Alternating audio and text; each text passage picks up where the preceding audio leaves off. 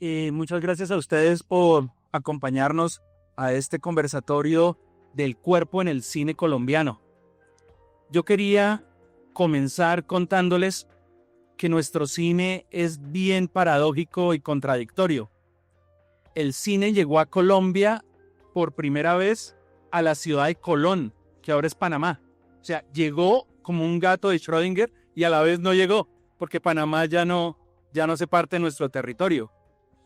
Y la primera película, largometraje argumental que se hizo aquí en Colombia, la dirigieron unos italianos, los hermanos Di Domenico, que llegaron aquí a Colombia buscando un futuro promisorio y se dedicaron no solo a hacer cine, sino crear la primera sala de cine en nuestro país, el Gran Salón Olimpia, ahí en Bogotá, la ciudad de Bogotá.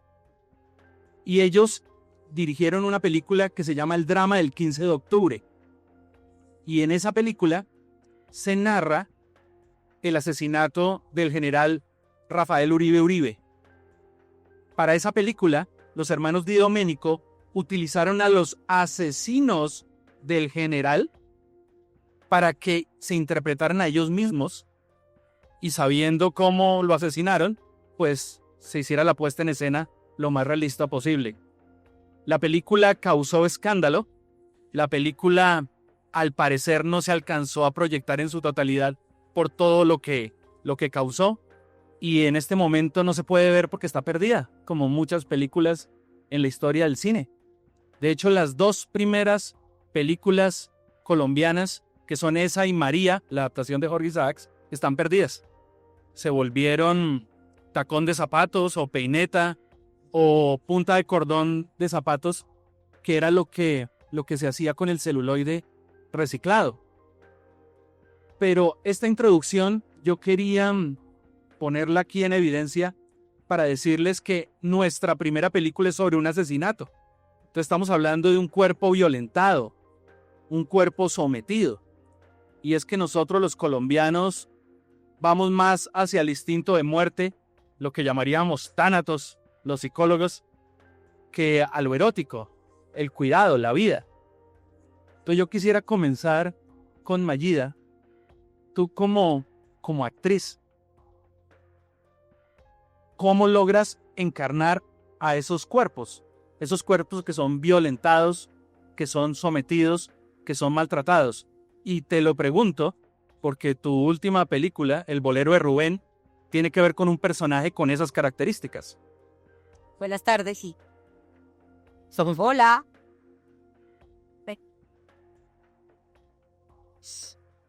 Hola. Hola. Buenas tardes. Qué gusto, André. Qué gusto, compañeros. Qué placer estar con ustedes. Bueno, para resumir, es un trabajo, es un proceso que no es de un día para otro. A pesar de que nosotros los colombianos entendemos la violencia como algo casi cotidiano, que no pasa en otros países, esta es nuestra realidad y nosotros somos muy cercanos a palabras como violencia, secuestro, asesinato, lamentablemente. Hay algo en nuestra memoria ancestral que se siente cercano a esas realidades, a pesar de que en mi caso como actriz, yo en mi realidad de Mágida Isa no esté en esos universos. Hay algo que logro entender del dolor de patria, del dolor de sangre de nuestra tierra. Sin embargo, uno tiene que adentrarse, profundizar, estudiar el contexto y poner el cuerpo a disposición de.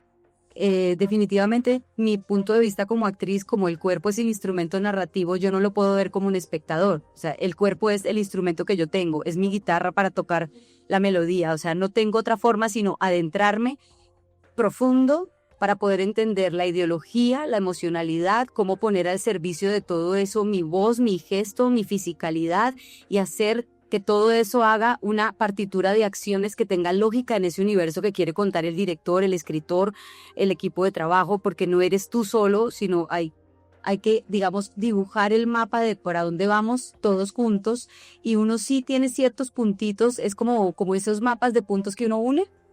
Entonces hay unos puntos a los que uno tiene que llegar y construir la llegada a cada uno de esos puntos del universo que estamos contando. En ese proceso creo que el actor sí tiene que ser muy consciente de su instrumento para poder ponerlo al servicio. Si no conozco cómo es mi voz, si no he investigado cómo funciona mi cuerpo, si yo no tengo conocimiento del instrumento, no sé dónde está el do, re, mi, a mí me gusta hacer como el ejemplo con los instrumentos reales, musicales, porque creo que la gente lo puede entender un poco mejor. Si a mí me ponen una guitarra, yo nunca he tocado una guitarra, pues evidentemente tal vez no voy a poder profundizar ni llegar a lo que el universo requiere que yo haga.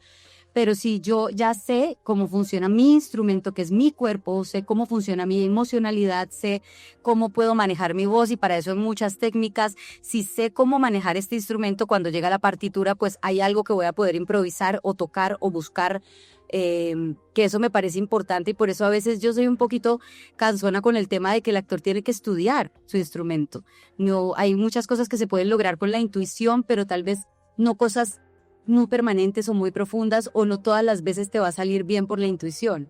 En el caso del Bolero de Rubén, que es una película, que es la que tú mencionas, que es una película realista, pero al mismo tiempo musical, una historia muy dolorosa de una mujer que podría ser cualquiera de nosotros en cualquiera de los barrios de Bogotá, Medellín, Bucaramanga, cualquier lugar de Colombia. Una mujer violentada por su marido, violentada por su barrio, violentada por su realidad, violentada por ella misma y lo que ella piensa que no puede ser. Ella es su propio verdugo también. Hay muchas cosas que construir para hacer el lazo que va a unir al público con la emocionalidad del personaje que estoy interpretando. Pero eso no se deja al azar. No es una cosa como que ojalá el público se conecte. Yo tengo que crear esos puntos en común. ¿Qué tengo yo de todas las mujeres que somos todas nosotras en Colombia? ¿Qué tengo yo exactamente de una mujer que pueda vivir en esos contextos? ¿Cómo vive? ¿Cómo se mueve? ¿Cómo habla? ¿Qué piensa? ¿Cómo arma su cuerpo? Hay gente que le gusta construir de afuera para adentro y primero arma toda la fisicalidad y después busca la ideología, la emocionalidad, el gesto, la voz. En mi caso, generalmente, hay personajes que te exigen lo contrario, pero cuando hago personajes biográficos empiezo desde fuera, pero en este tipo de personajes que no es biográfico, que es una creación conjunta, creo que siempre hay que empezar desde adentro para lograr ese clic con el público. ¿Qué es lo que queremos llamar? ¿Qué es lo que queremos comunicar? ¿Qué tengo yo que hacer para recorrer toda esa partitura emocional y lograr llevar al espectador conmigo, con nosotros? ¿Qué quiere el director? ¿Qué quiere el escritor? Cómo entender los universos y armar una cadena significativa que nos lleve hasta ese punto. Es como armar el camino para llegar a la cima. Y creo que sí es muy exigente a nivel corporal. Definitivamente la palabra cuerpo para un actor no es simplemente algo que se analiza o se observa.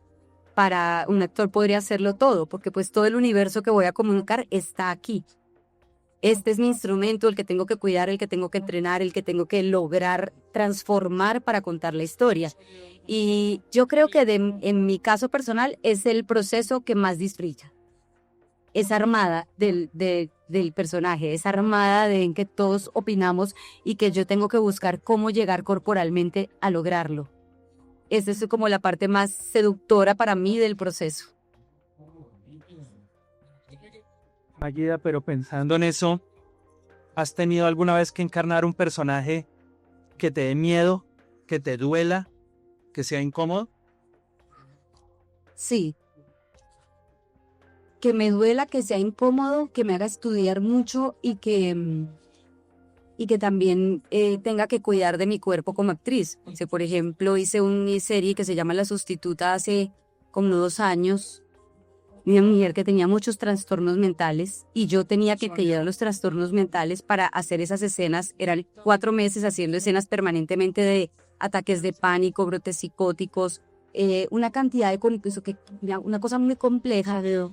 Y estudiando el cerebro humano, de verdad logré entrar como en una cantidad de preguntas que me cuestionaron muchas cosas y tuve que tener un trabajo muy especial yo en mi vida personal para que hacerle entender a mi cuerpo que yo no estaba en peligro, que el cortisol que estaba generando mi cuerpo por la ficción no era real.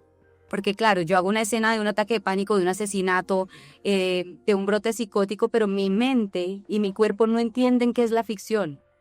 Entonces yo estoy generando cortisol permanentemente durante 4 meses en las escenas. Entonces tuve que sentarme con 2 psiquiatras y entender cómo puedo hacer yo en mi vida para alimentarme de una manera antiinflamatoria, cómo puedo hacer para que mi mente y todo mi sistema entienda que no estoy en peligro, que la cantidad de hormonas que estoy liberando no me pertenecen a mí, que eso no lo entiende la cabeza. Tú estás personificando a alguien que está viviendo eso y la cabeza no entiende que es ficción. Entonces lo que me asustó es no haber tenido esa información desde mucho antes, ¿sabes? Como la conciencia de que el actor tiene que estudiar mucho sus procesos químicos, biológicos, para poder estar bien en tu vida.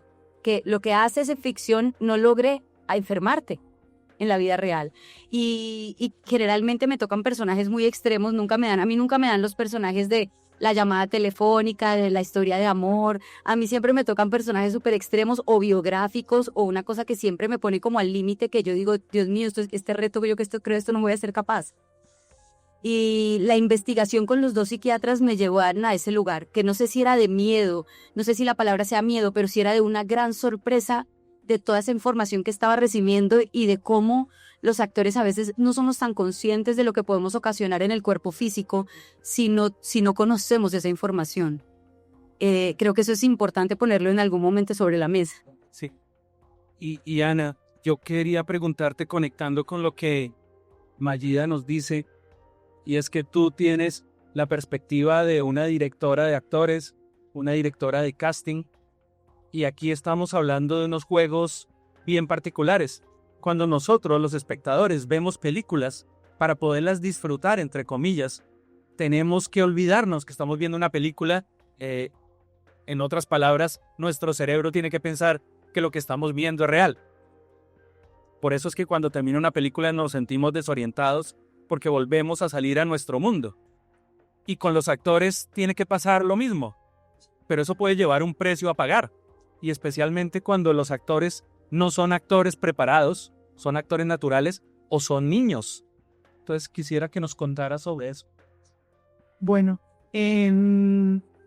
precisamente creo que mi trabajo como directora de actores en el cine o las películas que podía hacer, donde también he trabajado con niños, específicamente en el caso de Horizonte, la película de César Acevedo, había una niña indígena en una escena en donde ella tenía que gritar y tenía que llorar en su lengua, llamar a su mamá, que su mamá, pues cuando se vea en la película, pero su mamá, es un spoiler, pero su mamá está muerta, o sea, su mamá no está. Entonces, digamos que una de las principales cosas que yo, al abordar este tipo de escenas o al abordar a personas que no han tenido, digamos, el entrenamiento que ha tenido Mayida o que no han elegido como destino, como ruta de vida ser actores o actrices y que de alguna manera han aceptado estar en una película como actores naturales. Digamos que una de las primeras cosas que yo enseño es las capacidades del cuerpo mismo. Voy a dar un ejemplo muy específico con la niña. A la niña no me interesaba para nada no nos interesaba como darle un contexto de qué era lo que realmente estaba sucediendo en la escena, cuál era la gran violencia que estaba sucediendo en la escena, sino le daba como un cuento, decir, tú estás buscando a tu mamá, ese es tu objetivo, ¿sí? Pero tu cuerpo tiene que pasar por unas partes. Entonces lo primero que hice es enseñarle cuál es la respiración del llanto. Cuando uno llora, la respiración cambia. Entonces, para mí, la primera respuesta tanto para los actores como para los no actores siempre es el cuerpo. Es decir, si yo, los procesos que ha dicho que ha tenido María, que es como, tengo cortisol, tengo sí, tu cuerpo está ahí, pero también tu cuerpo te saca de ahí. Es conectarte con la respiración, conectarte con la respiración de llanto, porque yo necesito que esa respiración de llanto quede en la toma. no eres tú, no te van a inducir a un miedo, no te voy a decir que tu mamá real está muerta, no te voy a decir, no, o sea, ni te voy a dar unas imágenes violentas, sino simplemente te voy a decir, tu cuerpo es quien te pone, es tu vehículo para alcanzar esa interpretación, pero también quien te saca de ahí. Y eres tú quien eres el absoluto amo de ese cuerpo.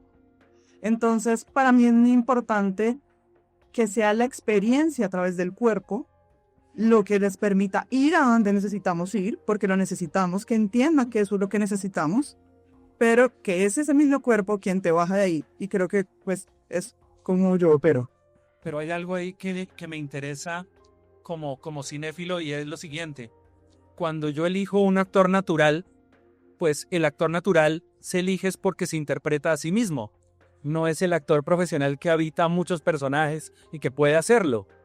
Entonces, cuando uno se interpreta a sí mismo, eso nos lleva a lo del drama del 15 de octubre, hay una gran vulnerabilidad. Y sobre todo cuando se tratan esos temas delicados como la muerte, la violencia, la agresión. Total.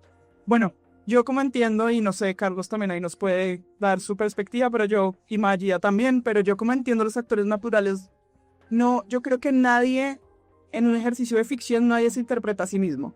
Ni el director, ni el guionista, nadie.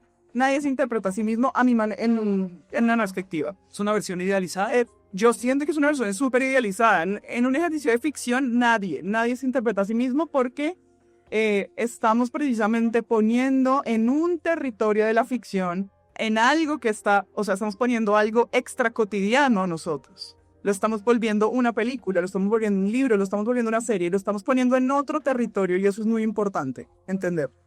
Como no creo que nadie se interprete a sí mismo, creo que entonces uno tiene algo mucho más divertido y es la capacidad de jugar, hacer algo que no se es en lo cotidiano, inclusive los actores naturales.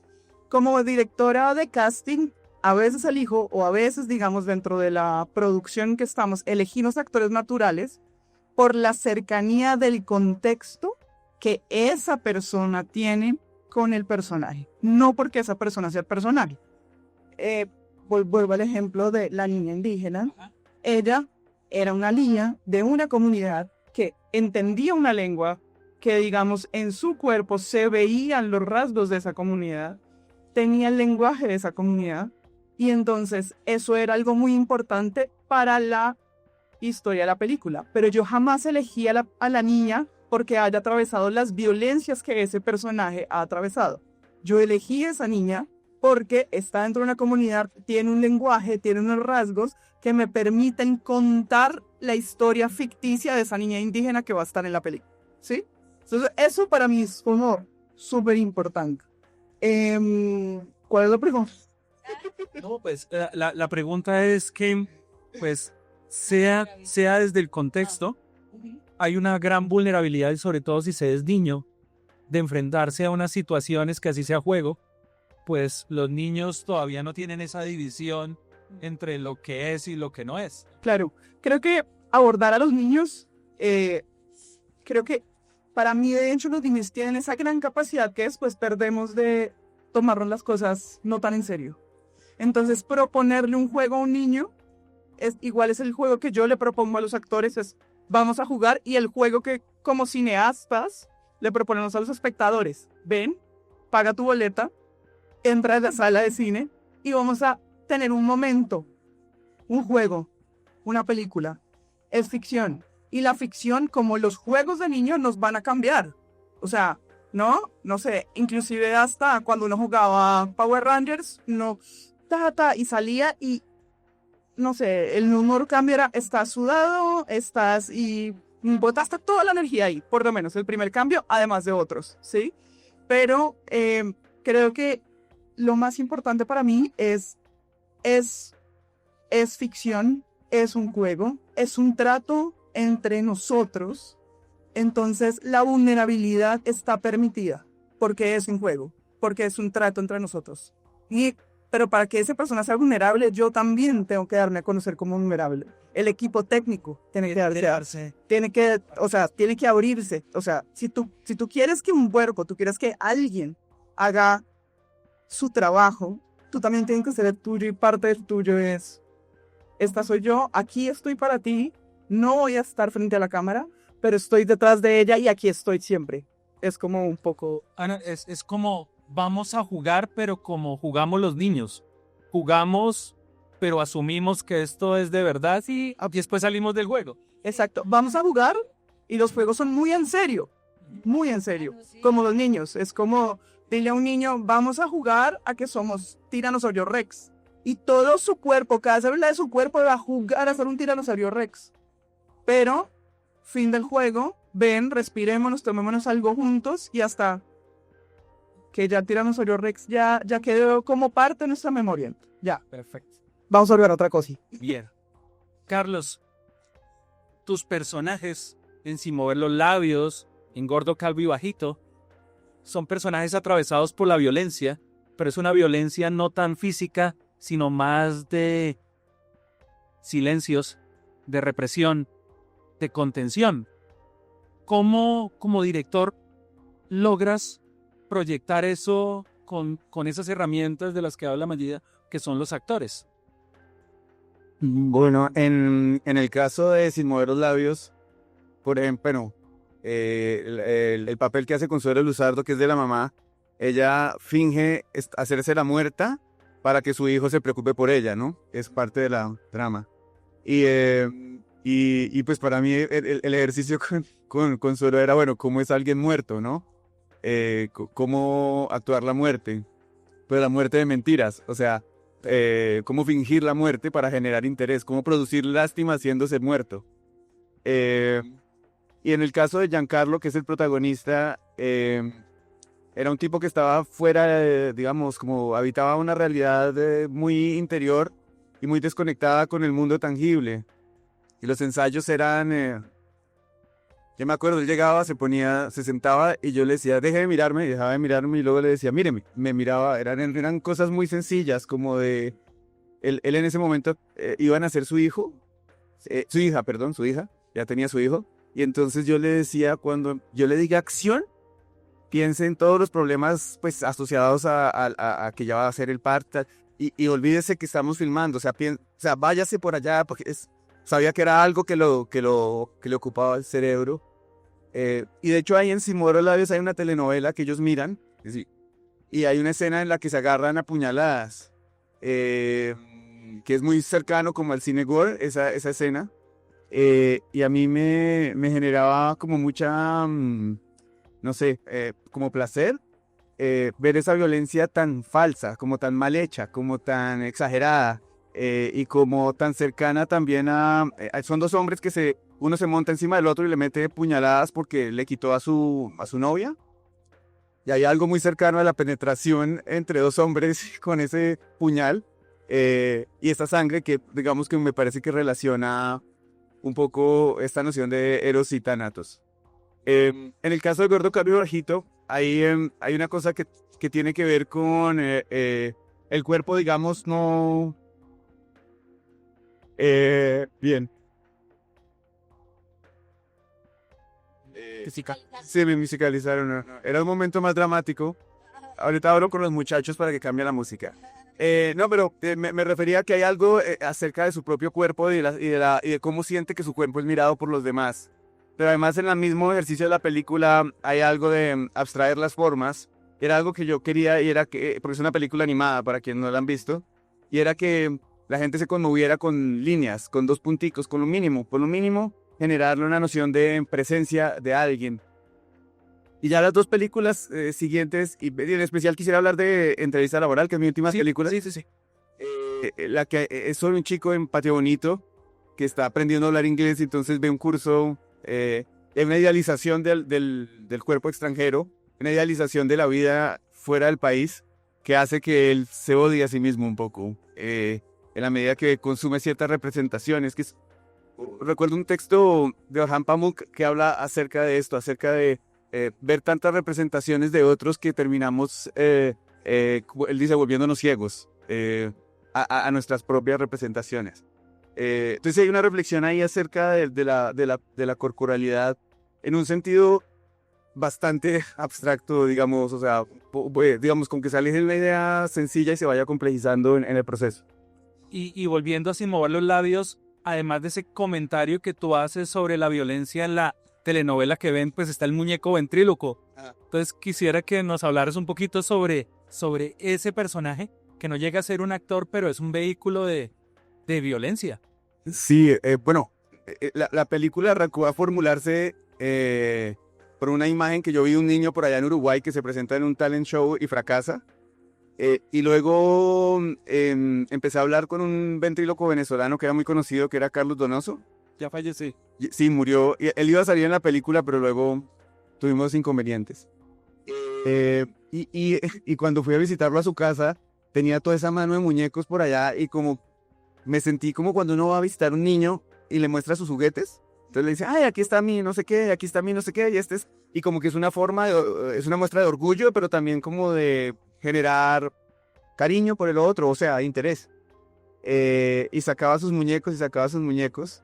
Y algunos muñecos que nunca puso en escena, pues tuve la oportunidad de ver ahí.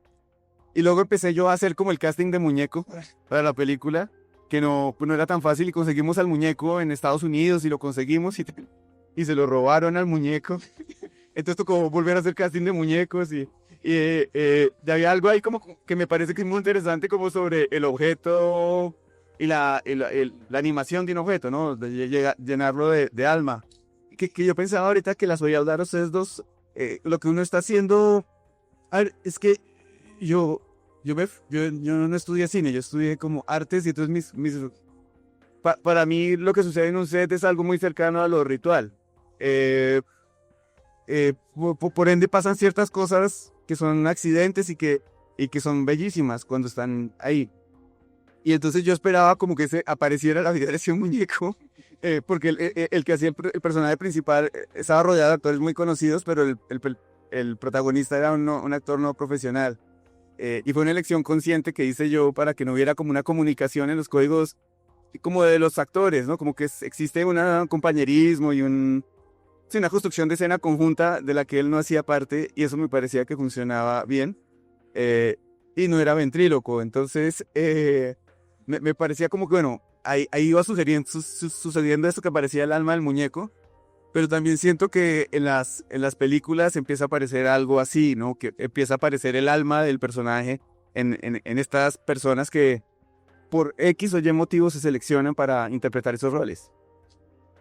Y estoy haciendo una conexión extraña y tiene que ver con lo que Mayida nos decía de que el actor es un instrumento y el muñeco ventríloco y cómo el director de pronto es el que ayuda a que ese cuerpo instrumento tenga un alma, ¿no? Sea poseído como en un ritual con un alma. Y eso me hace pensar en ese otro cuerpo de nuestro cine y del cine en general, que es el cuerpo sexualizado, el cuerpo sexuado. Se habla de símbolo sexual y de objeto sexual. No se habla de actriz sexual o actor sexual. Es bien curioso. Y también pues es inevitable entender que el cine, la historia del cine, está marcada por una mirada masculina, creo que hasta el siglo XXI, donde las mujeres están tomando el cine con su mirada, una mirada muy diferente, que creo que ante eso hay una resistencia. Porque cuando la mujer dirige, tiene una mirada que la mirada masculina de pronto dice, esto no es lo que estoy acostumbrado a ver. Entonces yo quería preguntarte, Mayida, por esa mirada masculina y esa mirada femenina en tu perspectiva como actriz. Yo creo que la mirada masculina nos ha tomado tiempo quitárnosla de encima incluso nosotras mismas, ¿no? Es una mirada masculina no solo para contar las historias, sino lo que te exige tal vez el medio que tú puedas dar como actriz cuando se habla de una escena de sexo. Creo que ha sido, y no lo digo solo por mí, lo digo por muchas colegas mías, ha sido un tema incluso de mucha presión por muchos años, un tema incluso estresante. Yo he tenido castings, por ejemplo, eso ya no sucede, gracias a Dios, pero llegué a tener castings de películas que sexualmente tenían una exposición fuerte, en donde en un casting que te ponían a mostrar tu cuerpo para ver si dabas el registro de lo que ellos estaban buscando, que me parecía algo muy violento. Incluso un par de veces decidí no ir al casting porque era una escena de sexo, el casting, que me parecía a mí, muy en lo personal, una falta de respeto profunda. Y creo que mucho tiempo nos sentimos como agobiadas con el tema, un tema muy poco hablado, no nos sentábamos a ponerlo y a exponerlo sobre la mesa. Los sets los vivíamos porque ahora ha cambiado un poco la dinámica, ya tienes la posibilidad de contratar a alguien que coordine esas escenas de sexo, antes no lo teníamos. Llegabas a un set a estar a merced de lo que quisiera ver el director en la cámara, sin mucha preparación de qué era lo que ibas a hacer, más que una conversación con el actor y el director, y pues tratar de que la escena fuera lo menos violenta para ti posible, pero evidentemente sí hay algo que pasa, y es que siempre la que está más expuesta físicamente es la mujer. A nadie le interesa ver. Por ejemplo, me daba mucha curiosidad al principio cuando tenía estas escenas de sexo, que el director decía, no, la mujer siempre encima, porque a nadie le va a interesar ver en una sala, en una pantalla enorme, al hombre encima. La mujer y sus formas es mucho más seductora y mucho más cinematográfica y súper bonita. Entonces yo quiero ver esa la mujer, quiero ver más el cuerpo de la mujer que el cuerpo del hombre. Que para nosotros eso, lejos de ser un halago, era una presión grandísima de cómo vamos a contar, cómo así, ¿eso qué quiere decir? Entonces, ¿qué tengo que hacer? Generalmente nos sentíamos mucho más expuestas y muy poco cuidadas. Eso ha ido cambiando a lo largo de los años. Ya creo que hay mucho más conciencia en un set a la hora de trabajar esas escenas. Hay coordinadores que se encargan de planear contigo la escena de sexo. Hay directores mucho más conscientes y mucho más prestos al diálogo te sientes cómodo haciendo esto, te sientes cómoda haciendo esto, yo lo que quiero es esto, llegamos hasta dónde. Es mucho más dialogado, mucho más consensuado, y por lo tanto para uno mucho más fácil de hacer, ¿sabes? Porque hay muchas personas trabajando para que tú no te sientas violentado y para que pueda funcionar la escena de la manera que todos queremos, sintiéndonos cómodos. Pero yo sí creo que es un tema que todavía estamos lejos de lograr normalizar en un set. El respeto por ese tipo de cosas. En este momento, por ejemplo, no es secreto para nadie que está un poco de moda el contenido un poco soft porno, un poco no necesariamente respaldado por una historia, pero se está consumiendo, sí, como gratuito, se está consumiendo en este momento, son por modas, ¿no? Son como olas que llegan a las series y al cine, que de repente tiene como olas. Siento que en este momento está un poco de moda. Y yo creo que sí es un tema que debería seguir estando sobre la mesa, porque nos falta mucho para lograr ahí ese tema. Con el perdón de Ana, yo quería pasar a Carlos, y es que en tus películas hay escenas de sexo, pero son unas escenas muy particulares porque son incómodas, dolorosas, y las personas involucradas no tienen esos cuerpos bellos, estéticos, que son los que pide el cine hegemónico. Entonces quisiera que nos contaras sobre tu perspectiva, sobre ese cuerpo sexuado en tu cine. Sí, ahora me estaba acordando en Si muero los labios, la mujer, la que hace prostituta, es Carolina Rueda, que es pues realmente es muy conocida porque es cuentera, pues. Y estábamos buscando quién podía hacer eso, y entonces estaba con Juan Manuel Convariza, que es un actor de teatro muy conocido, y somos amigos, y él sale en la película haciendo de cura, pero bueno, era parchando los dos, y le dije, necesito una mujer así, no la he podido encontrar. Y entonces cogió el teléfono, y dice, ¿aló, Carolina? Sí, es que aquí un amigo necesita una mujer gorda que se empelote. Y me la pasó, y yo quedé como, pues, yo no me relaciono así con la... Y ya me hola, Carolina. Yo le digo, puedo ir a tu casa y te cuento de qué se trata, y hablamos, y ahora somos muy amigos con ella. Y la escena realmente a mí me parece que es violenta, por la escena en sí misma, pero también es cómica. Sí. Y también hay una escena en la que el protagonista tiene sexo con Marcela Benjumea. Es una escena durísima porque ella se tiene que escupir la vagina para excitarse. O sea, es una escena fuerte. Escena muy fuerte. Y recuerdo que ese día en el set iban unas personas de un festival de cine grande querían ver cómo era el rodaje. Y estaba como mostrándoles cómo era la escena. Y en la escena yo hacía los dos papeles, el de hombre y el de mujer. Y les mostraba cómo eran las posiciones. Y después, claro, eso está filmado para el making of de la película. Hay algo que a mí me interesa desacralizar. Y la película hacía esto, como que producía unos lugares, como que parecía que iba a suceder algo significativo y luego lo trivializaba, lo analizaba. Que es como un mecanismo que creo que yo mismo hago en mi vida cotidiana, que es como nada es tan importante, realmente nada es tan grande, nada es así de importante, ¿no? En esta última película, en Entrevista Laboral, hay una escena de sexo, que es un chico con una mujer mayor, pero es filmada desde una ventana, y se nota como una diferencia de edad, parece la mamá y el hijo. Ella es actriz y él es un actor natural. Yo tenía un poco de miedo con esa escena, pues además porque pues mis escenas de sexo son muy rápidas, no son como tú le decías, convencionales, ¿no?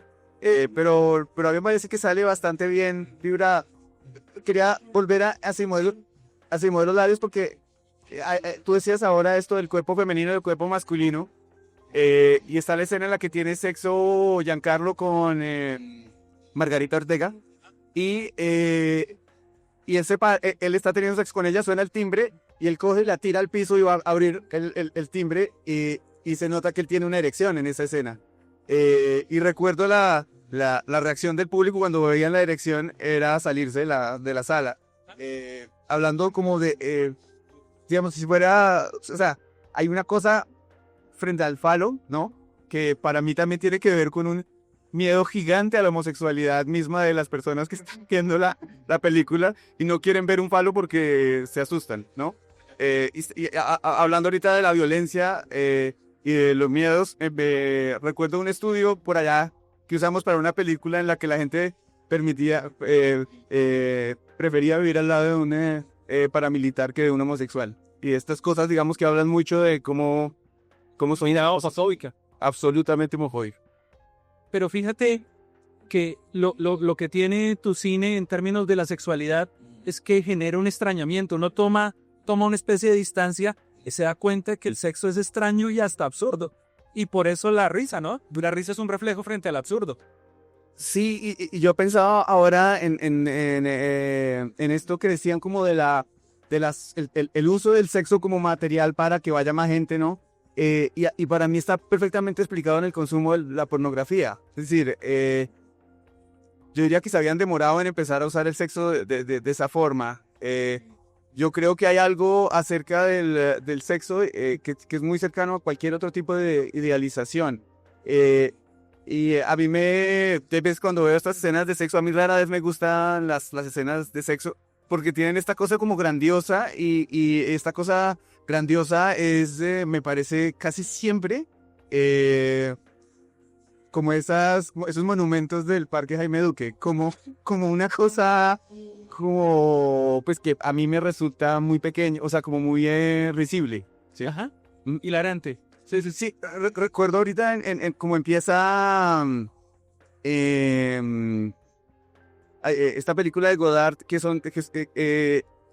es sobre Carmen, en la que están estas dos mujeres hablando sobre un huevo, y es una escena tremendamente erótica, y están hablando de un huevo, y no simplemente son dos mujeres hablando de un huevo. Sí, o la escena de Persona, donde a ella cerda, es buenísimo. no hay ninguna desnudez, ningún acto explícito, pero es tremendamente erótica y sexual. Sí, yo recuerdo cuando estábamos filmando la escena de sexo de Sin Mover los Labios, el rodaje nos lo gozábamos todos, era un grupo pues muy de amigos, pero justo en la escena de sexo en el que sale Carolina Rueda desnuda y tiene sexo con Giancarlo, se pelearon el asistente de dirección con el director de fotografía, empezaron no, que no sé qué, y yo les dije, muchachos, hay una mujer desnuda enfrente de ustedes y ustedes están peleando por el tiempo de unas luces y tal. y todo el mundo se toteó de la risa, y lo que pasó fue, o sea, como que justamente se desactivó el mecanismo, ¿cómo podríamos decirlo? Como de algo tapado, ¿no? Como de algo retorcido. Sí.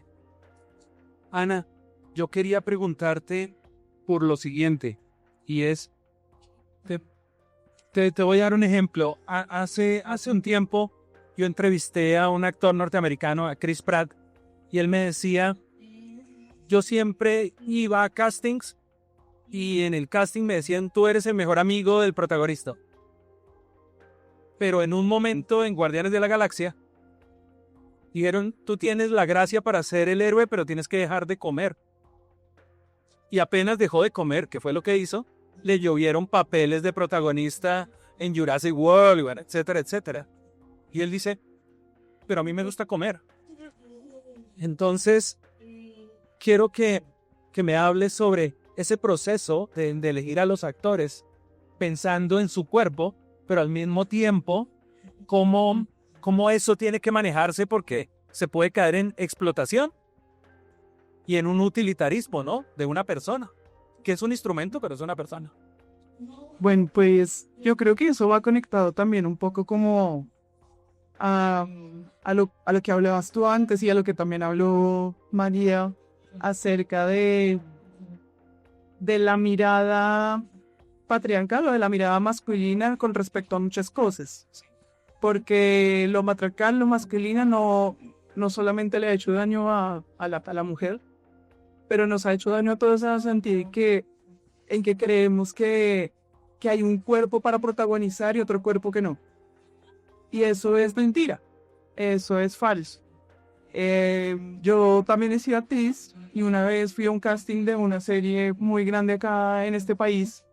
El que hice el casting y lo que me respondió las directoras de casting es, me encanta, pero es que tú no eres follable.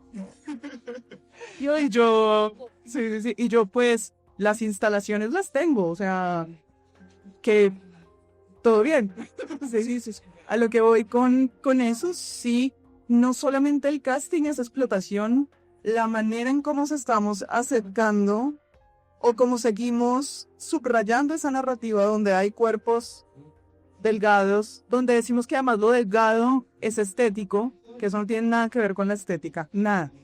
O donde hay cuerpos de hombres fuertes, que son estéticos o que son para ser protagónicos, es esa la explotación. Evidentemente, yo creo que uno como director de casting, lo que hace, o lo que intenta hacer, porque a veces ya no se lo es, ¿qué es lo que hace tu personaje? ¿O qué es lo que hace tu personaje dentro de este universo de ficción, dentro de esta narrativa? ¿Qué es lo que hace? Y al ver qué es lo que hace, yo como director de casting te propongo como una gama de cuerpos, de actuaciones, de presencias, yo me gusta llamarles presencias a lo que yo propongo, para que tú pruebes con esas presencias quién es el indicado para protagonizar tu película. A lo que voy con explotación y lo que me cuentas de Chris Pratt es, claro, yo entiendo que el capitán de una nave tenga o creamos que tenga que verse de una manera, pero es una manera supremamente impuesta. Yo quisiera, no sé, ir a ver cómo luce un capitán de un barco, cómo luce un capitán o algo parecido, o cómo luce el capitán de una NASA, ¿sabes? Creo que evidentemente ese cuerpo tiene que narrar un entrenamiento, tiene que narrar unas circunstancias para que sea capitán, ¿cierto? Pero es de imposición tiene que lucir, deja de comer, o deja de comer tanto, o acércate a lo que siempre hemos visto y siempre hemos reproducido como protagónico, pues eso es lo hegemónico, eso es el gran problema. No que exista Chris Pratt, no que haya dejado de comer, yo considero que es un papacito, me encanta lo que hace en Guardianes, sino que esa sea la única narrativa. ¿Dónde están los otros capitanes? ¿Dónde están? Pues me parece tan maravilloso lo que hace Tilda Swinton, digamos, en ese universo de Marvel, que es una actriz mayor de 60 años que protagoniza una película de Marvel, ¿sí? Que es The Ancient One. Que no, es donde están esos otros cuerpos que también pueden protagonizar. Y creo que es deber mío como directora de casting mostrar esas presencias. No sé si respondí la pregunta, pues. Sí, y también creo que hay una gran responsabilidad en el público, ¿no? Estaba pensando en alguien que alguna vez me dijo, Disney dañó la Sirenita. Y yo le dije, ¿por qué? Es que la dañó. ¿Por qué? Y él no se atrevía a decir, porque era exponerse en su propio racismo. Total. No, me parece que todos somos responsables, absolutamente todos somos responsables de esa idealización y al público, como lo que hablábamos antes. Ir a cine o ver una ficción es como un trato en el que tú compras la boleta, te sientas en una sala y vamos a tener este momento íntimo, la película, y tú también sorpréndete, como decía Carlos, o pregúntate por qué ver la erección de un hombre me incomoda tanto. ¿Qué es lo que tengo? ¿Por qué? Si es parte natural del mundo, o sea, ¿por qué la erección de un hombre me incomoda tanto y no me incomoda tanto, no sé, la muerte de alguien? ¿Por qué, por ejemplo, esas escenas, no? Como las escenas de desnudos, es como, y no es como, es mucho más violento la desnudez, es mucho más violento eso que una bomba en mitad de Nueva York, ¿sí? Sí, el público es más permisivo con asesinatos en serie que con una escena de desnudo. Total, y mucho más, y nosotros como público también somos mucho más permisivos como, no sé, no, pero pues si el protagonista es alguien gordo, no lo voy a ver. ¿Por qué? Pues porque es gordo. O sea, ¿por qué nos incomodan tanto estas otras figuras?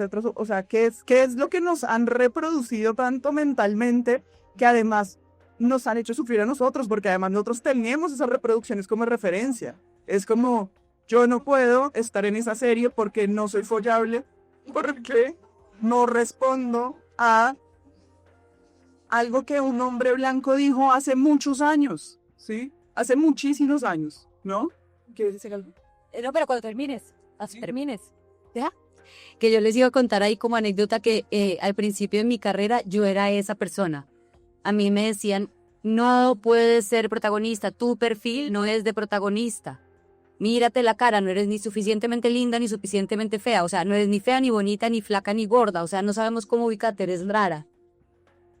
Cosa que, gracias al cielo, no les creí. Teníamos una firme convicción de que yo podía actuar otro tipo de personajes. Y digamos que la seguridad de lo que había estudiado, porque eso sí le da una cierta seguridad de las herramientas que uno pueda tener. Pero por si aquí hay alguien que esté estudiando o que sea actor o que vaya a hacerlo, sepan que yo era de esas, o sea que todas esas cosas que nos dicen y que están ahí son falsas. Yo que era la que decían que nadie podía protagonizar, pues sí pude protagonizar, y hay gente a la que le parezco linda y a otra le pareceré fea y no pasa nada. Y a uno le pareceré gorda y al otro le pareceré flaca, no pasa nada. La cosa es que uno no se lo crea, porque las violencias están, ese juicio indudablemente siempre va a estar porque hay un perfil de un personaje y entonces ellos dicen si encajas o no encajas en ese perfil. Hay veces yo he sido muy terca y he querido encajar, he querido que me vean en casting en personajes que no me quieren ver en casting. Por ejemplo, cuando hicieron la vida de Lenita Vargas, Mágida es muy joven, Mágida, ¿quién dijo que canta Mágida? ¿Pero por qué? Porque ella quiere hacer el casting. Yo he sido muy terca porque digo, bueno, si me das de pronto el chance, podemos buscar, yo sé que puedo, pero necesito que me des la entrada al casting, y he sido muy terca y muy insistente. Y también quiero decirle a las personas, si a alguna le interesa esta información, hay que ser testarudo, porque esas cosas existen, digamos, esas leyes del casting existen, hay unos perfiles, pero uno también puede ser testarudo y decir, quiero que me des la oportunidad de hacer el casting porque yo creo que lo puedo hacer, dame la oportunidad. Es simplemente un espacio de 15 minutos en donde me vas a dar el chance de yo mostrarte algo que de pronto no conoces de mí. Y yo he hecho eso en mi carrera unas 3 veces y no me arrepiento, porque me ha llevado a lugares maravillosos y he podido hacer esos personajes. Entonces también si hay alguien que está escuchando, no se crean todo lo que está puesto ahí sobre la mesa, tampoco se limiten a todo lo que dice una sola persona o 3. Hay otras maneras de hacer las cosas y uno puede pelear por una oportunidad. Y no creo que haya ningún director de casting que va, pues deben haber, pero la mayoría han sido como, bueno, esta niña tan insistente, bueno, hagámosle el casting.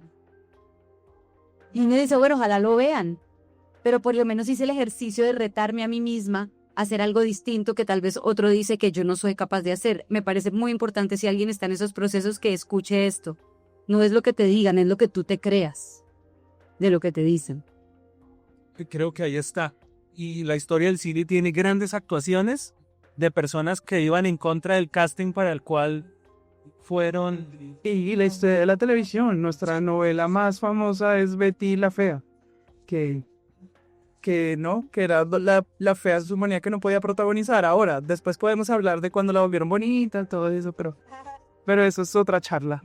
Ahora, ya que tienes el micrófono, Ana, nuestro cine es un cine que tiende a la marginalidad y es porque somos periferia. Alguna vez escuché a un director diciendo que todo el cine colombiano es independiente porque lo independiente es lo que está alrededor de lo hegemónico. Entonces quisiera preguntarte por esa elección de actores, ese trabajo con actores y cómo lograr que la precariedad no se convierta en un espectáculo de explotación, utilizando el término de Mayolo y Ospina de pornomiseria. Yo creo que sí tenemos una historia en la cual hemos caído en la exotización del dolor, de las violencias, de la vulnerabilidad extrema y no la vulnerabilidad como apertura consciente y decisiones conscientes sobre el cuerpo de uno mismo, sino la vulnerabilidad como eso que dices, poblaciones vulnerables. Creo que sí hemos caído mucho en entrar a esos cuerpos, a esas poblaciones de una manera violenta, extractivista y exotista. Y por eso a mí me gusta pensar en los cuerpos, en los personajes como territorios en los cuales lo que importa, claro, en los cuales lo que importa son lo que hablaba un poco Maggie al principio, que su método es un poco poner punticos y armar un mapa, tanto físico como emocional, como de ideas, como ese es como un poco tu trabajo. Yo creo que lo importante de narrar esas, esas periferias, esos otros órdenes, esas otras lógicas, donde a veces hay mucho dolor, mucha violencia y mucha pobreza atravesada, es invitarlo a ser parte, o sea, el dolor y la violencia no son la narrativa, sino más bien lo que buscamos es un trabajo de expresión conjunta en donde vamos a hacer un mapa en el cual tu cuerpo, lo que tú traes, tú eres el que le da sentido al tema. Pues para mí es tan importante que los actores no profesionales que vengan a contar la historia de ficción entiendan qué es ser un actor, aunque sea solamente por esta película. No, después pueden seguir con su vida como quieran. ¿Listo? Pero es entender que vamos a trabajar en equipo. Muchas personas, muchas decisiones recaen sobre tu cuerpo, el vestuario, el maquillaje, todo. Pero lo más importante es que tú, como tu presencia, es la que nos va a dar como una ruta de viaje por algo ficticio que no es tu realidad, que no es lo que vives todos los días, algo extra cotidiano, algo que es un trato que vamos a tener con el espectador cuando ingrese a la sala. Entonces, creo que si el centro o el eje de mirada no está en la pobreza, la violencia, en elegir a un actor que haya vivido la violencia que yo quiero reflejar, o elegir a una actriz que sí haya sido violada por 7 hombres, porque es una locura, ¿sí? Sino más bien el elegir a la persona que es capaz, tanto físicamente y a nivel de ideas, a nivel emocional, de atravesar de la manera en que considero que esto debe atravesarse. Creo que no hay extractivismo, no hay nada, porque es un trabajo en conjunto. Si mi elección o si mi mirada está en hacer la elección de una población vulnerable porque es drogadicto, porque atravesada, porque porque de pronto ahí sí hay como unas grandes preguntas que hacerse, porque la mirada está en la violencia, no en la capacidad expresiva de la persona, no en la capacidad expresiva que la historia de la persona pueda dar, sino en la violencia que ese cuerpo, esa persona ha sufrido, y en eso yo no estoy de acuerdo. Jamás. Okay. Carlos, yo quería preguntarte por tus personajes que son personajes marginales, solitarios, pero tú nunca llegas a romantizar eso.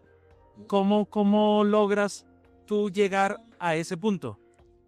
Bueno, yo creo que, de nuevo, como trato de que las cosas no tengan como esa cosa sacra, no se puede romantizar, porque romantizar hace parte del melodrama, ¿no? Ajá. Y por ejemplo, pensando en esto del el trabajo en comunidades o en grupos, digamos, entender la periferia, yo siento que Gordo, Calvo y Bajito habla de la periferia, es decir, es un tipo de periferia.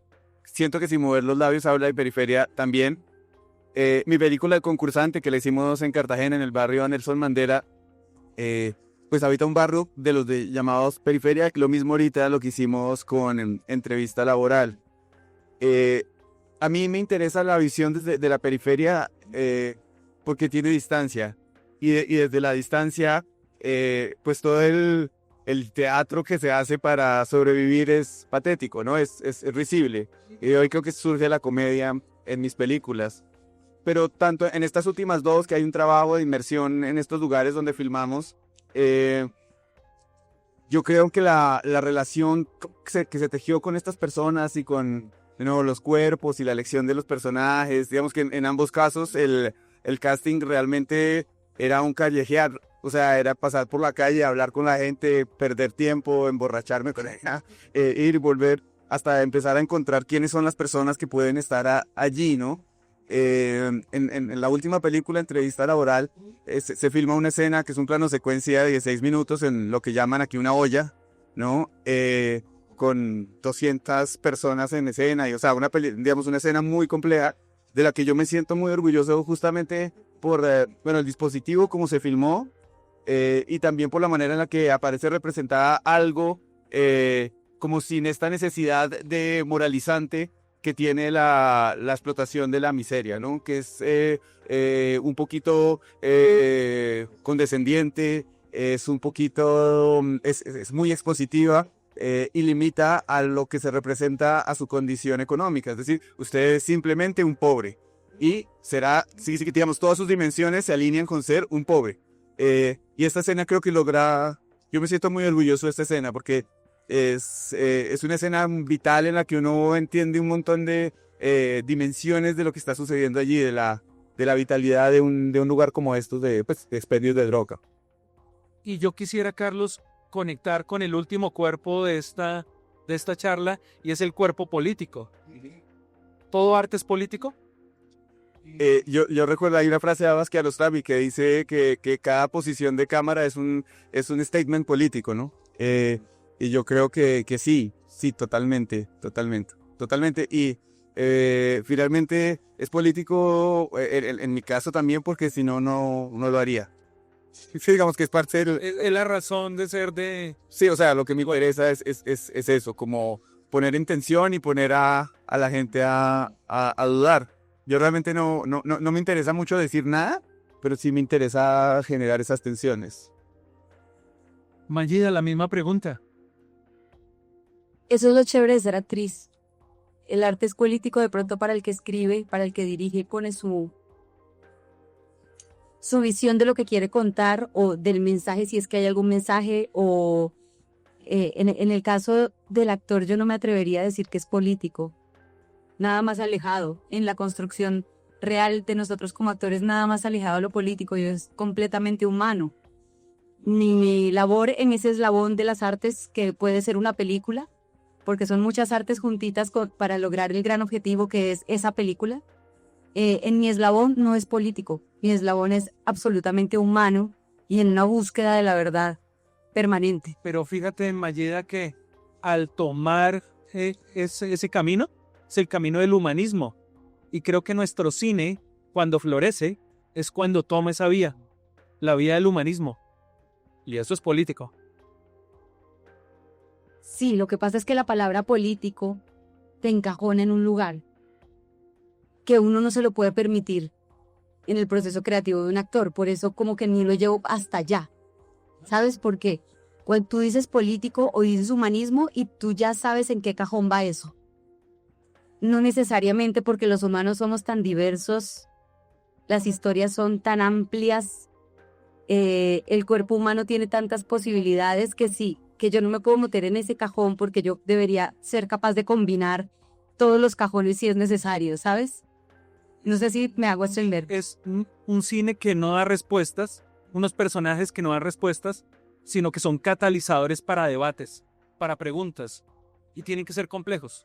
¿Sí es por allá? Sí, no puede llegar a la conclusión. Ajá. Esta es como exponer, hacer una radiografía de un cuerpo humano con emociones, todo incluido. O sea, tú ves los huesitos, la sangre, las emociones, ves la radiografía. Mi trabajo es que se vea la radiografía de ese ser humano, aunque la actuación sea súper contenida, no importa, porque siempre que digo eso la gente piensa que yo estoy hablando de una actuación súper grandilocuente, no.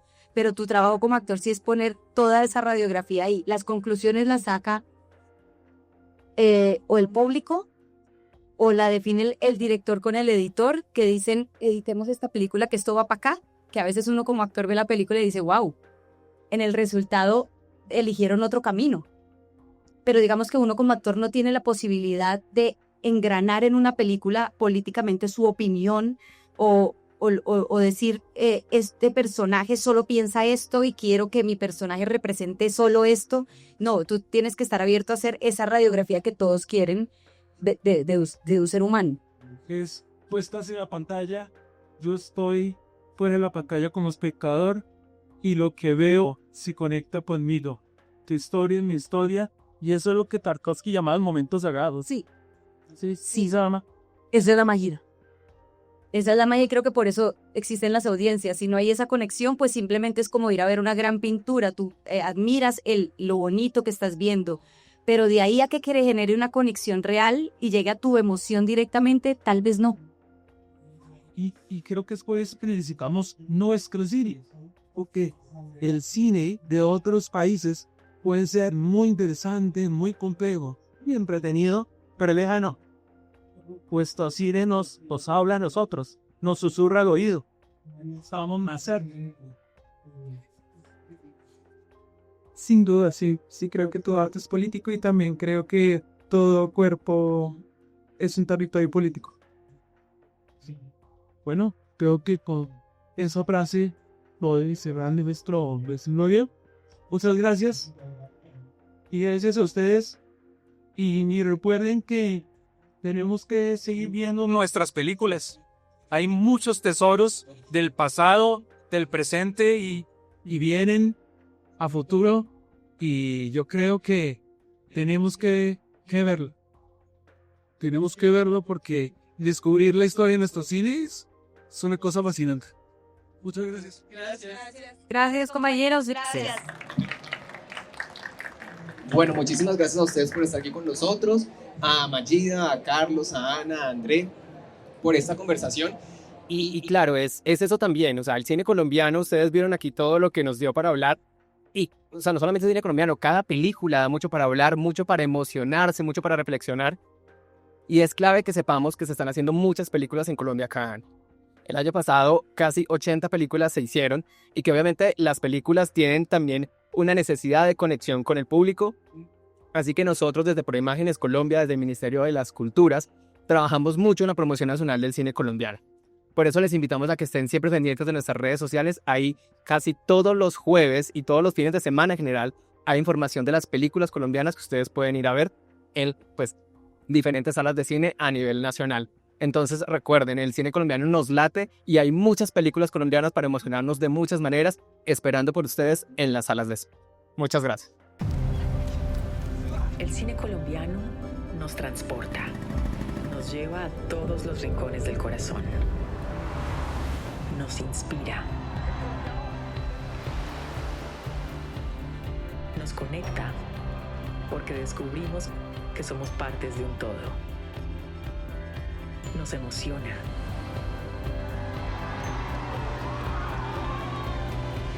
cine colombiano nos late.